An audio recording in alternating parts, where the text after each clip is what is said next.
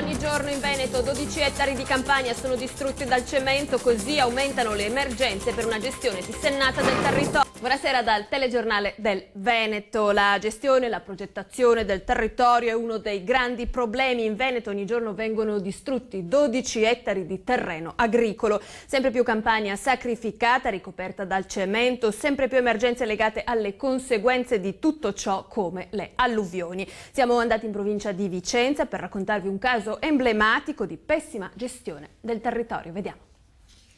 Questo è il casello di Noventa Vicentina sulla nuova Valdastico Sud. Esatto. Questa, nella sua azienda, che cosa è successo? È successo che è stata attraversata dall'autostrada, era un'azienda di 17 ettari, ora è di 13, ci hanno portato via 4 ettari.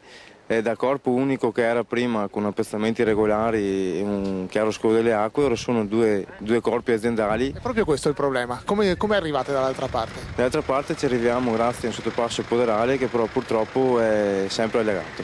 Cristiano Fontana ha un allevamento con 20.000 tacchini. La sua azienda agricola è stata tagliata in due dalla Valdastico Sud. Una infrastruttura necessaria, ci dice, ma a lui ha portato solo disagi. L'avrò fatto così senza pensare troppo alle conseguenze che poteva creare il sottopasso, perché il sottopasso ci vuole, però bastava mettere un tombino sotto che andasse a scaricare l'acqua nel fosso che si vede qua.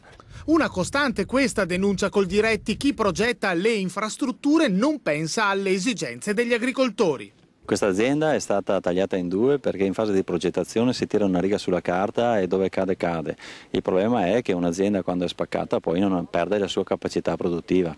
Le strade andrebbero progettate in altro modo, secondo voi? Assolutamente sì, avendo cognizione di come sono e dove sono le aziende agricole. Il rischio è che vicino ai caselli autostradali nascano nuove zone industriali e questo porta via terreno all'agricoltura, che è un bene comune per tutti i cittadini.